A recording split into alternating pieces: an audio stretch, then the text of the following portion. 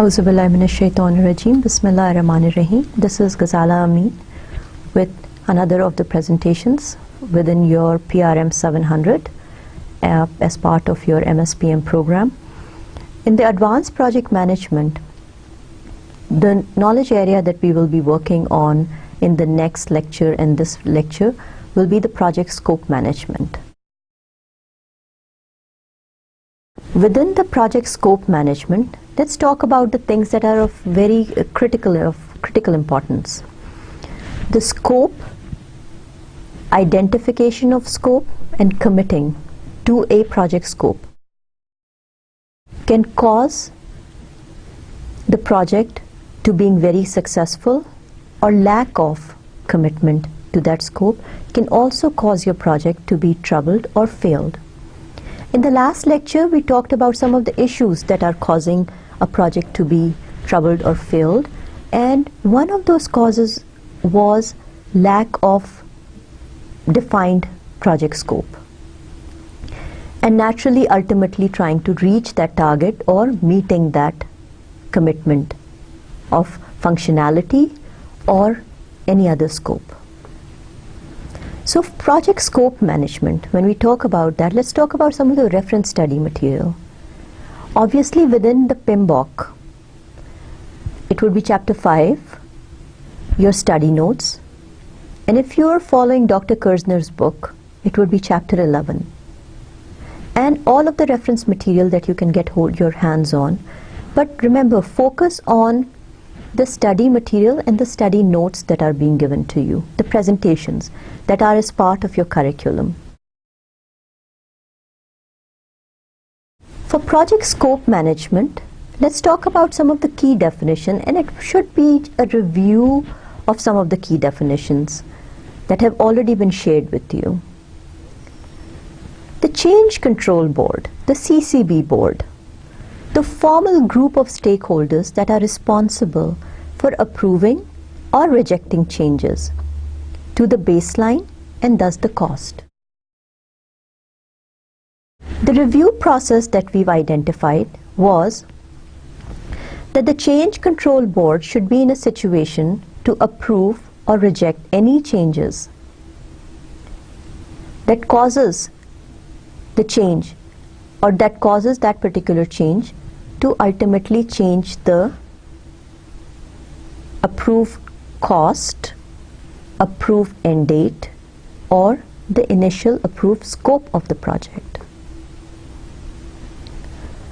Configuration management, the control techniques through an orderly process for approval of configuration changes. Then the project plan. Project management plan is a group of documentation or formal approved documents to guide project execution and control it.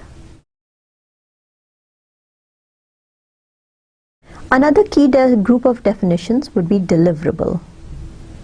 It's the measurable, tangible result that must be produced to complete a project. Project Management Information System, the PMIS.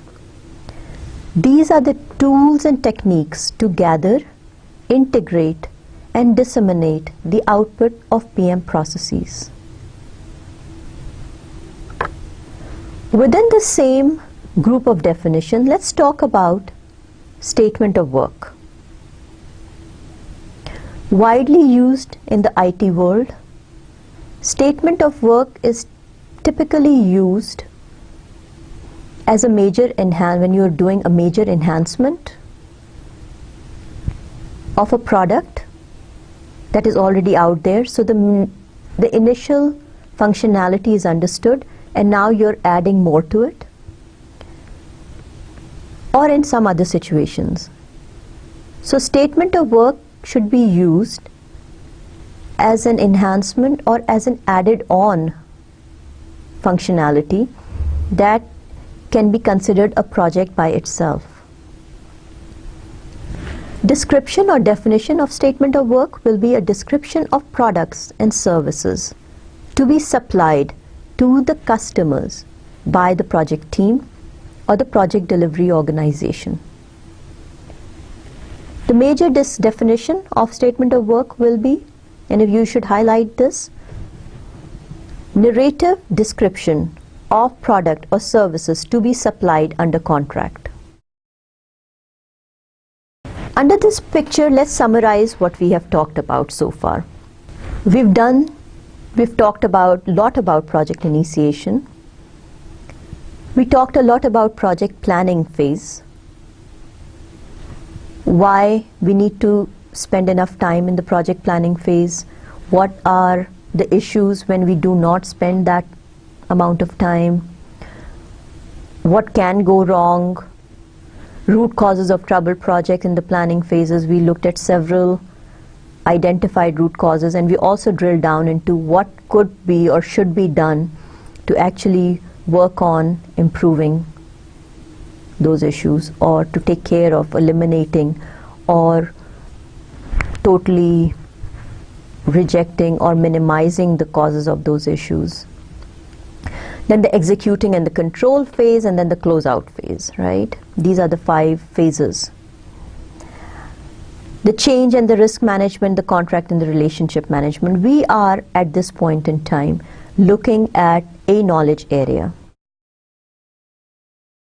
So, based on the 4th edition PMBOK pictorial, let's look at project scope management. It would be the darker blue if you have the coded slide in front of you. First one being collecting requirement, defining the scope, and creating a work breakdown structure. The 3 processes of the project scope management are within your planning phase. If you move on to the monitoring and the control phase, you will see your verification of scope and your controlling of scope. Talk about PMBOK area scope management. The definition.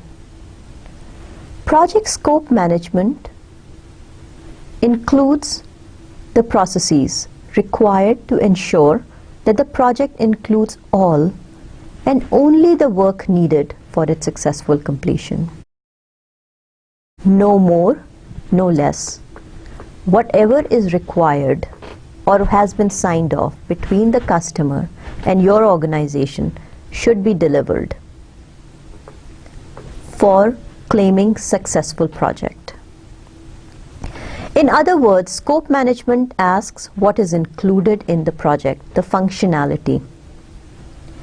Completion of the project scope is measured against the project management plan, where the requirements and specifications of the project output are given.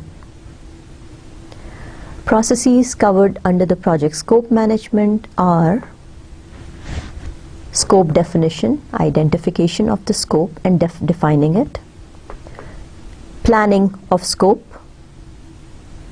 creation of the work breakdown structure, which is nothing more than actually drilling down the scope into various activities and tasks, and then scope verification, and then controlling. And what would be the controlling aspect of it? Planned versus the actual. Project scope management. Project scope management includes the processes required to ensure that the project includes all the work required and only the work required underlined to complete the project successfully.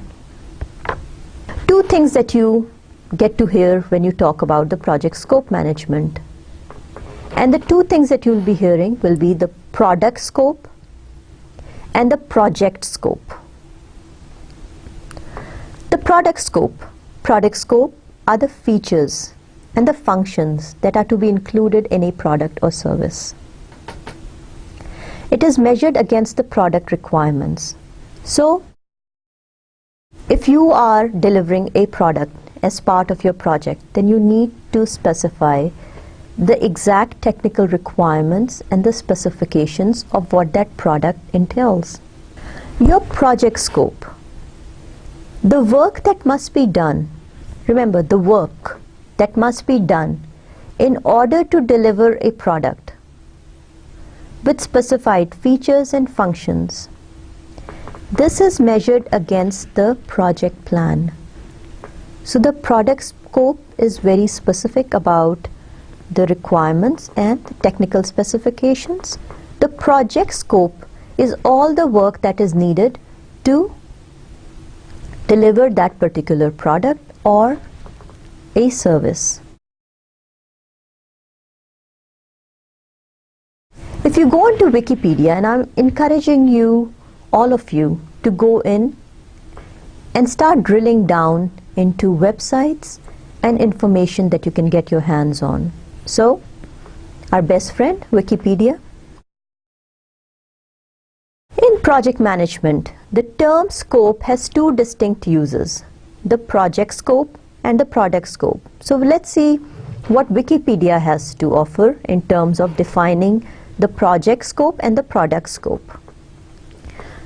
Scope involves getting information required to start a project and the features the product would have that would meet its stakeholders' requirement. A project scope is the work that needs to be accomplished to deliver a product, a service, or result with the specified features and functions. That's the project scope. So all the work that is required to actually deliver the product or the service. When we talk about the product scope, it is the features and functions that characterize a product, service, or result. More tangible, more technical specifications. Notice that the project scope is more work-oriented, the hows, while the product scope is more oriented towards the functional requirement or specifications, the what's. So the hows are done in the project scope and the what needs to be delivered is taken care of in the product scope. So the 5 processes, reiterating, that constitute the project scope management are, under the planning phase, 3 processes: collection or collecting of requirements, defining your scope, and creating a WBS, which is the work breakdown structure. Control, in the monitoring and the control phase, there are 2 processes that make up the project scope management knowledge area, which is the scope verification and scope control, making sure that we are delivering what the customer has asked for, and within the execution phase, making sure that we are only giving the customer what they have asked for. All, nothing but more than that. In the first process of project scope management would be your scope planning or collecting of requirements. The process of progressively elaborating and documenting the project scope that produces the product of the project. A lot of words out there, but it is that initial drive, the work that needs to take place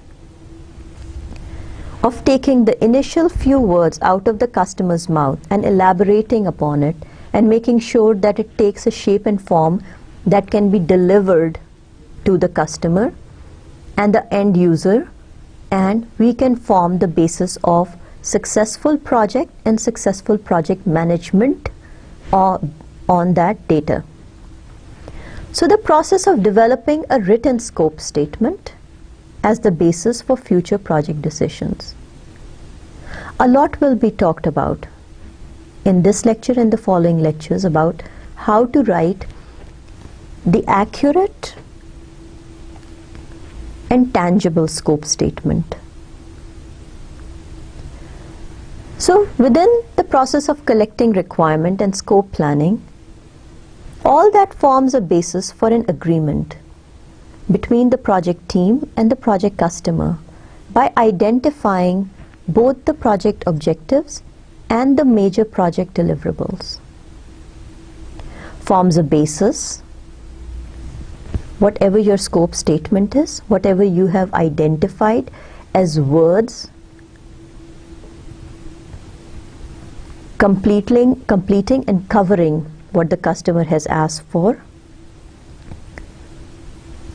taking that information and putting that into words, forming a basis for an agreement between the project team and the project customer by identifying both the objectives and the major project deliverables. So at this point in time, you have a basis, you have a contract that the customer understands and your project team understands, and both are working towards these words as goals of the project.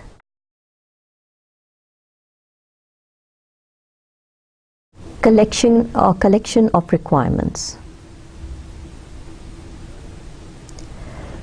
Collecting requirement process include gathering and documenting stakeholders' needs and expectations. Remember the definition of projects: meeting and exceeding stakeholders' needs and expectations.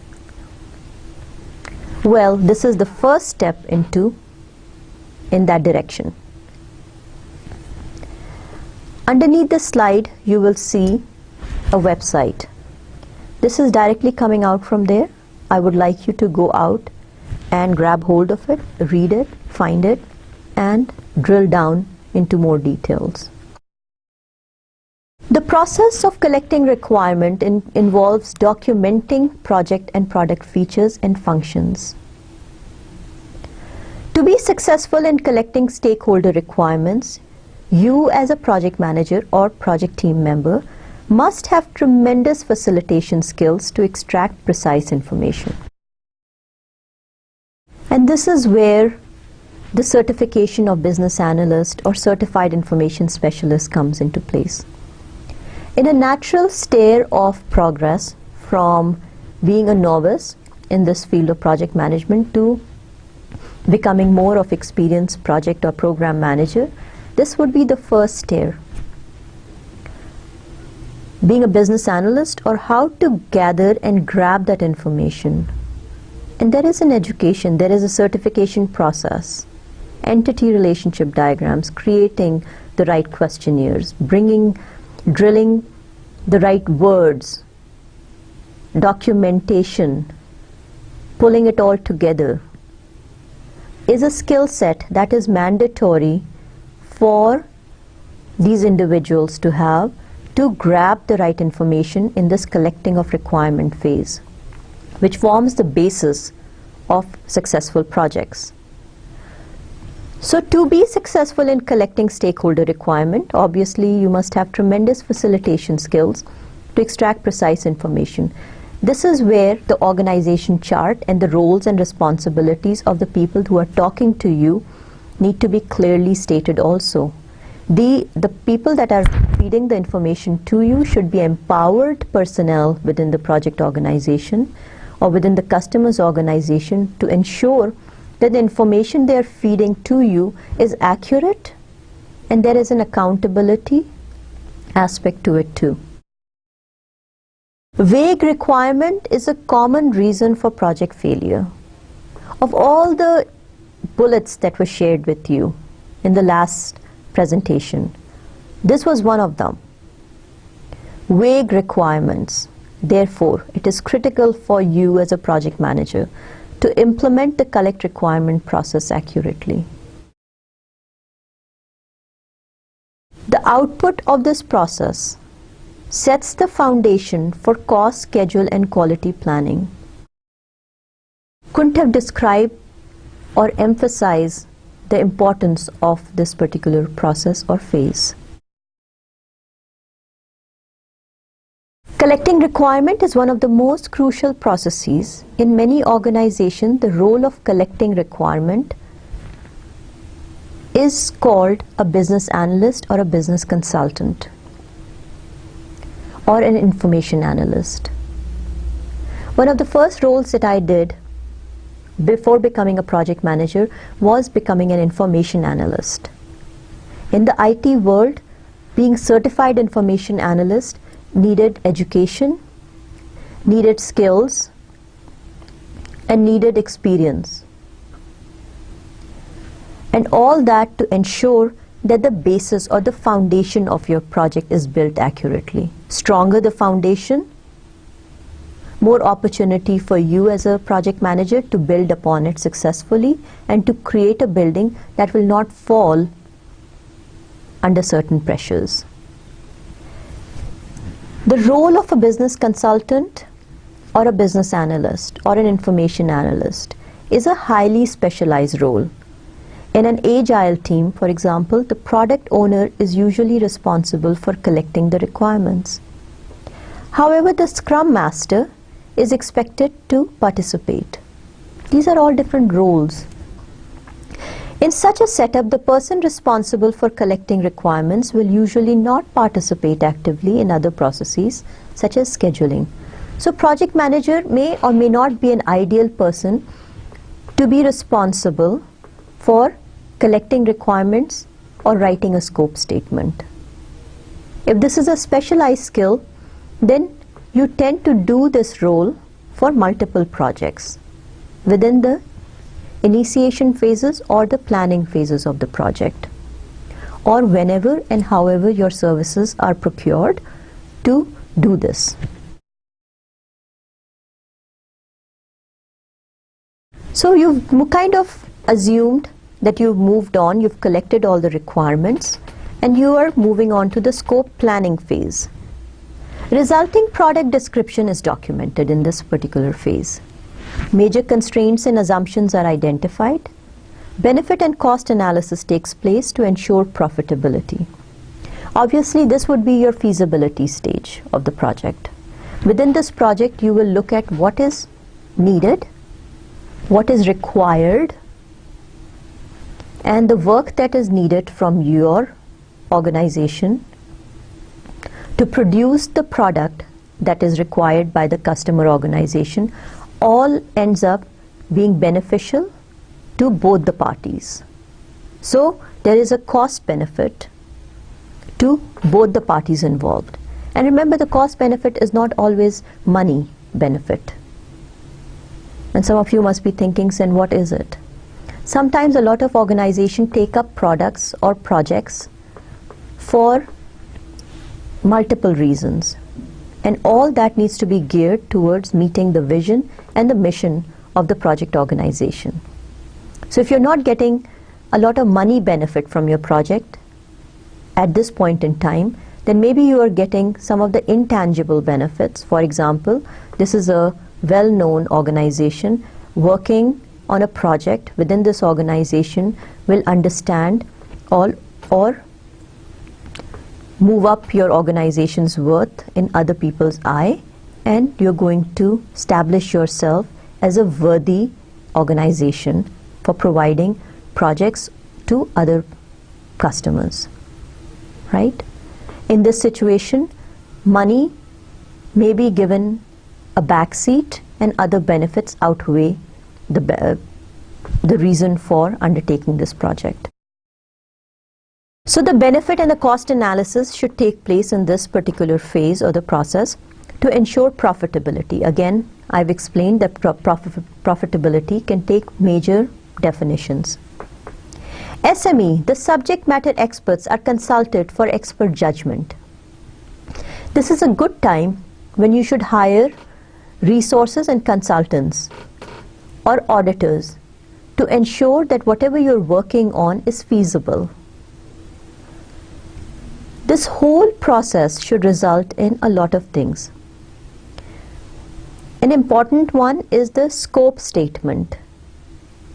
Documented basis for making project decisions should be revised and refined to reflect approved changes to the project's scope. Another one is the documentation of the scope management plan. Two things. Let's look at the scope statement. From doing the scope planning process, from execution of the scope planning process, two things came out, or two things should come out: a scope statement and then a scope management plan. Project preliminary scope statement The project preliminary scope statement provides an indication of the project deliverables and serves as a guide for developing the detailed project scope statement and for planning the project. Base, the foundation of it all. So what should be some of the important criteria when coming up with that scope statement? Remember, this is the foundation of it all. Project goal and objectives. It should have project deliverables.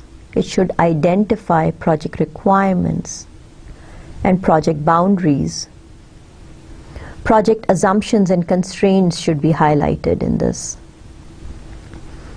Some of the major risks and issues: project quality assurance, project organization, project cost and schedule, configuration, project approval requirements, and the project acceptance criteria.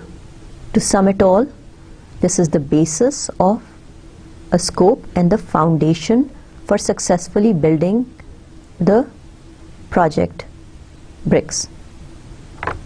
So what should be included in a scope statement?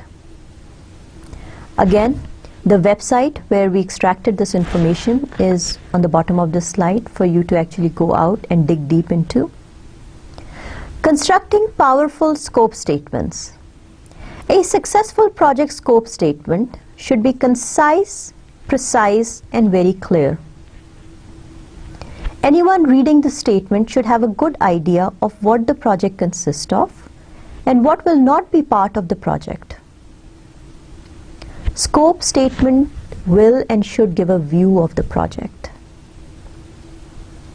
It is an important situation to be very, very specific in project scope statement. For example, the catalog will feature 100 products is better than the catalog will feature many products. In the last presentation, I clearly remember talking about avoiding adjectives. Be tangible, data. Use data always. A project manager should focus on avoiding many, all kind of adjectives and focus more on tangible data, numbers, quantity. The project will be completed over 6 months is preferable to the project will be completed over a period of time. Period of time cannot be judged. The definition of period of time can vary from the customer to the project organization to the project manager to the project team members. The more specific you can be, the better. Again, tangible data. Data, data, and data. When you write a scope statement, try being smart and try using SMART objectives. Specific, measurable, attainable or agreed upon, realistic, time-bound.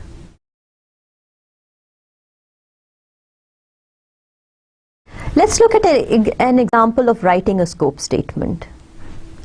Just any case. University technology upgrades. The initial scope statement. University X wants to upgrade its facilities to include Wi-Fi technologies accessible anywhere on campus. This project will offer students, faculty, and staff the ability to be productive from anywhere on campus. The project will take place over a time period in which measurable results will be achieved. This scope statement could come out from the customer as the initial requirement. It's the work of the business analyst or information analyst or the project manager, depending on the size and depending on the project organization, and should be improved upon Because can you define anywhere on campus? What if the campus gets increased or upgraded to include many more facilities? Period of time, can you identify what a period of time means? It could be 6 months, 1 year, 2 weeks, 3 weeks. So, the customer provides the initial scope statement. The information analyst, the business analyst, or the project manager drills deep into it and maybe provides this particular statement. University X will upgrade the library, identifying tangible data, library, dormitories, offices, and then all campus buildings to IEEE, a certain technology. Starting at the north side of campus with the library.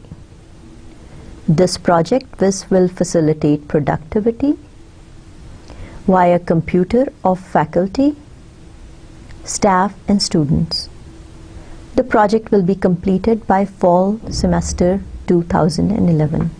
Just by looking at the scope statement, yes, it's a great move towards giving a better scope statement than what was provided to you initially. However, there are plenty more things that can actually be improved in this particular statement also. We can maybe give precise information about the coverage, 5 miles starting from the library radius. If I can think off top of my head, this project will facilitate productivity, maybe more tangible data can be provided. So more you drill into a scope statement and better experience you have with providing more of tangible data, better off the scope statement will be. And there's always room for improvement. There's always room for improvement. You will notice that this scope statement includes specific directions for completion of the project. The results are measurable, again, tangible data, things that can be measured, touched, felt, compared, planned versus actual. We can know how many buildings have been upgraded. Be very specific about how many buildings and which buildings. It is agreed upon, realistic, again, SMART objectives, SMART scope statement, specific, measurable, attainable, realistic, time-bound. Because we are taking a building by building approach. So, the milestones of your project, at the end of each building, you will have reason to celebrate and you will have a milestone out there. That zero duration activity in your WBS or your work breakdown structure. And time bound, and it will be completed by a specific date. Can you just go by fall semester? Because a semester is typically 4 to 6 months long. Should you give a particular date, or you save yourself and give a fall semester, so at the beginning or the middle or the end of it? Maybe that's a saving gesture that you have for your project, right? So yes, it can be improved upon, yes, or it could be left as it is, depending on the relationship that the project organization has with the project customer, or the relationship between the project manager and the project sponsor. So if we again go back to Wikipedia and look at the example or look at the definition that it has to offer for scope management plan. Scope management plan is one of the major scope communication documents. The project scope management plan documents how the project scope will be defined, managed, controlled, verified, and communicated to the project team and the stakeholders, customers. It also includes all the work required to complete the project. Wow. We are saying that your scope management document should also be a placeholder that defines how and when and what will be done to accomplish your project targets. The documents are used to control, again, the monitoring and the control phase of it, what is in and what is out of the scope of the project. by the use of the change management system. This is the basic and the basis of project scope management plan as described by Wikipedia. Items deemed out of scope go directly through the change control process, are not automatically added to the project work items. So what is out of the scope can only come within the scope or the functionality of the project by going through the change management process. We've talked about the change management process. The project scope management plan is included in as one of the sections and the overall project management plan. Remember, what is a project management plan? We also defined it up front. Is collection of all the documents. So the project scope management plan is one of the documents within the project management plan documents. It can be very detailed and formal or loosely framed and informal depending on the communication needs of the project. Again, the previous example of that university upgrade, reiterating that the relationship that the project organization has with the project customer or the project sponsor organization also varies, and thus the need to be very specific or to be somewhat specific when you're creating that statement of work. Features or technology scope creep occurs when the scope creep is introduced by technologists adding features not originally contemplated.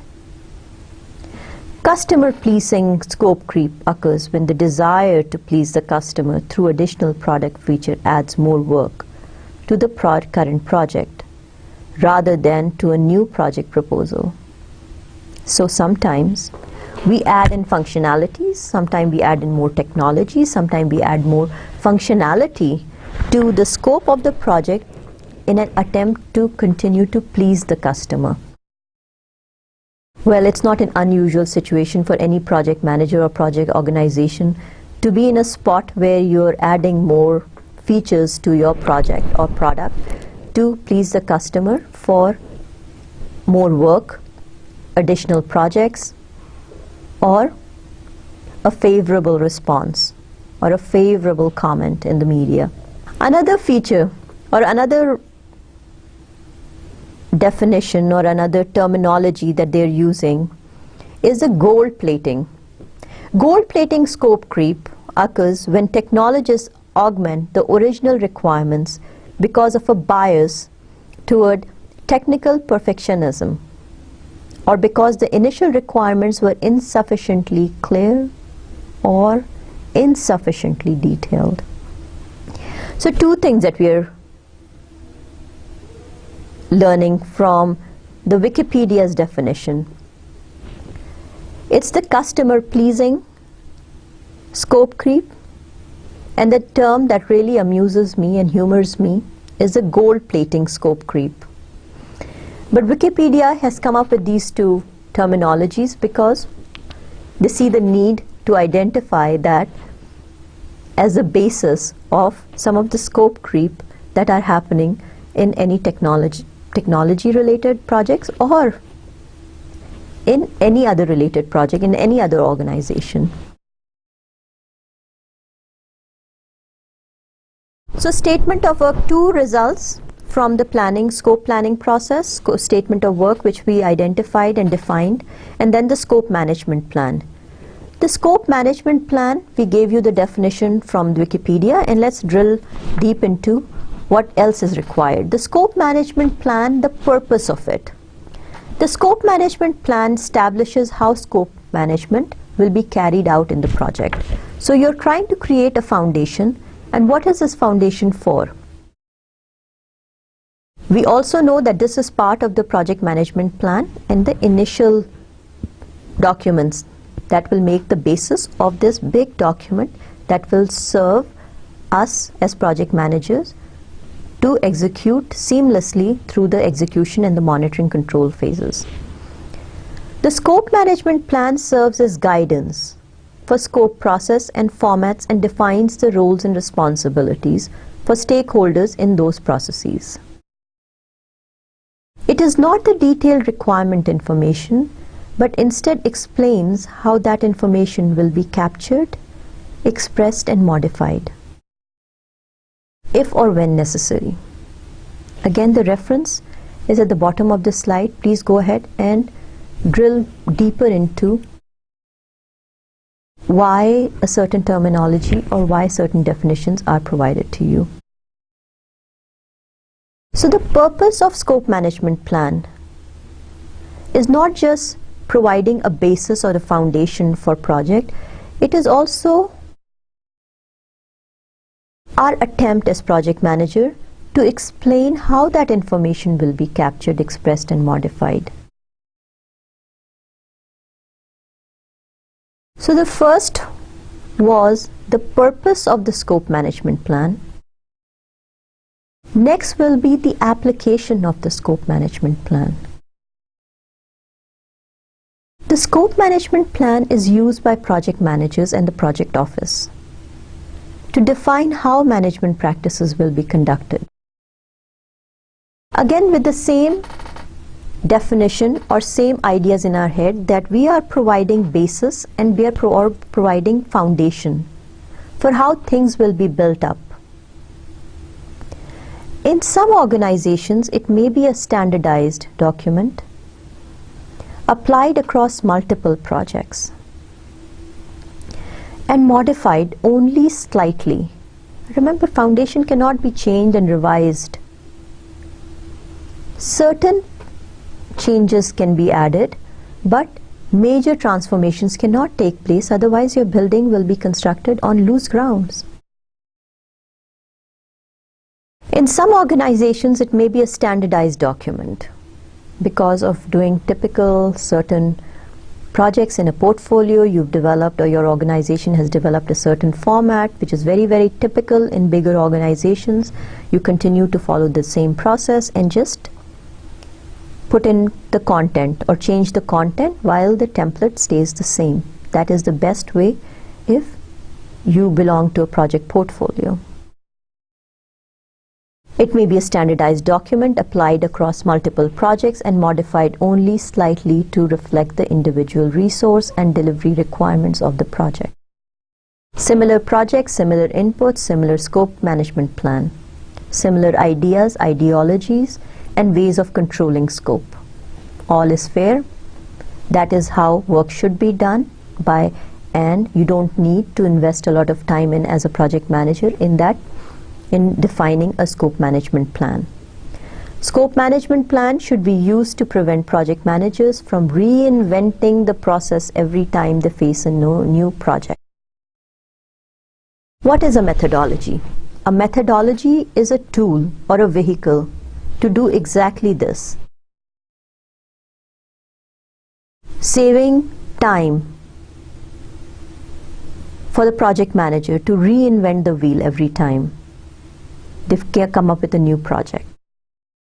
You have everything's available, you have the processes, you have the documents, you have the templates available, you know what to do, and that has been proven by practice and by experience of doing similar projects of similar scale, and then continue to use the best practices to achieve the same target. And what is that target? Of meeting or exceeding the customer's expectation or goals. So let's look at the typical content of a scope management plan. The scope management plan, if it is a standard template available in your project organization, fair and good. If not, and you are the person that is creating the template for your project or organization, then 4 placeholders are considered mandatory. The scope management plan includes description of required documents. For example, the functional requirements, the technical requirements, and the change control forms, as well as some insight on how those documents may be developed, the understanding of the process. And the 4 mandatory placeholders are your scope process, your scope responsibilities, your scope statement, which we talked about in the initial slides, and then the change control. Let's look at each one of those placeholders in some detail. And you can always get more details from the website that has been identified at the bottom of the slide. But let's look at what we have under the scope process. Scope process will include definitions on how the scope for the project will be documented. It will address the nature of functional and technical requirements and the areas and the individuals responsible for developing those requirements. So not only the initial scope, the technical requirements of the product or the project, but also who will be doing the work to fulfill those requirements are also identified under the first placeholder, which is the scope process. It will also include detail on how and when the scope may be modified. So the process of if the scope needs to be modified or more details need to be added or inducted, then how will you follow that process? Who will need to be notified? Is there a formal meeting that needs to take place, or it's simple matter of adding or upgrading that document and sending a copy or saving that copy as part of your data management plan? It will also include detail on how and when the scope may be modified, both before and after the project baseline is established. So once the baseline is established, it's a major change. Remember, what is a baseline? Baseline is a snapshot of the dates and your work plan activities and considered to be set in stone. That is the measurement of planned versus the actual. Every time you need to change the baseline, there's a formal commitment, there's a formal change process that needs to go into effect. The process includes information on when the scope should be baselined. At what level should I baseline this? If it is set in stone, then when is the time frame that I should actually take that snapshot? Is it at the end of the planning phase, or is it at the end of when all the resources are acquired? So typically at the end of the planning phase, but ideally maybe into the execution phase or slightly into it or a little before, whatever is decided. Again, there is no ideal time frame for baselining, and it varies from a project to project. And when certain types of documents, for example the change control log documents or the logs, the functional and the technical requirements should be updated. So the hows and the whens should be underlined and highlighted. If you notice something, scope management plan should typically be a standard template where these ideas and thought processes should be very typical to your project organization, and hence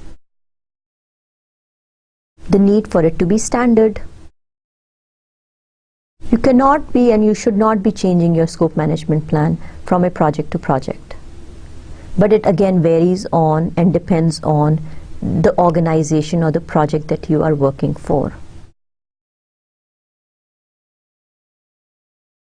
Number 2. So that was going up, that was the scope process. And the second one is the scope responsibilities. The responsibilities should reflect who will be accountable for scope definition. Functional and technical. Again, we are very, very clearly identifying the differences between the functional and the technical definitions. The updates and real-time information capture on project and task performance. In a large and complex project, it's the responsibility of the project management organization to capture some of these details. On a smaller scale project, or depending on the organization that you work for, the project manager will be responsible for highlighting and capturing this information. So Between the PMO or the project manager, this information needs to be captured, and whoever will be responsible or accountable for capturing that information, that responsibility and accountability should be identified under this placeholder. This may also include who is in charge of the scope documentation and who is conducting data entry. Whatever the responsibility and accountability is within your project needs to be identified up front, and that will clear the fields for who's actually accountable when things don't go right. Or, again on the positive note, get kudos for job well done when things do go right, right? We cannot always assume accountability of when things don't go right. You also are the cherished person or the person with that trophy when things have gone right.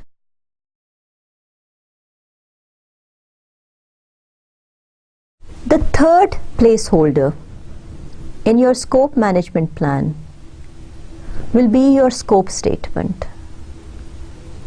We have talked about the scope statement in a lot of details. Use few minutes again to reassess why scope statement is important and what are the crucial data that is required to be part of that scope statement. Avoid adjectives. Be as clear, precise, concise when defining your scope statement. Use tangible data. Use data that you can measure against. 1,000 miles, radius of 5 miles, 100 feet deep. Response time of 5 minutes, response time of 5 seconds. Accessible to 100 users at any point in time. Stuff like that. Data is important, tangible data. Avoid adjectives, avoid terms as many, all, satisfied, overperforming. These are no-nos in the world of scope statement. That is why so much emphasis is being placed now on using consultants, using business analysts, using information analysts for doing the scope statement, for writing the scope statement. Because again, if we are talking about using this as building the foundation of it, the foundation needs to be strong because it will be used for building additional floors. The last but not the least, obviously again, let me reiterate that this is just an idea of placeholders within the scope management plan. You can have many more or you can have less than this. Having fewer than what we are identifying will be moving on risky waters, but again, it depends on the project organization and the relationship that you have with the customer. 4.0 change control. The change control process needs to be identified, highlighted, and explained to the customer. Again, either by references or in whole, the change control process should be embedded in the scope management plan. We went into a lot of details of scope management plan and how change control process should be embedded into it. Identifying what changes are acceptable, when those changes are acceptable, who will approve those changes, or who could reject those changes. The change control board, the participants, should have an awareness of the vision or the mission or the importance or the project priorities. They have an understanding of it all to ensure that only changes that are implemented are beneficial to the project.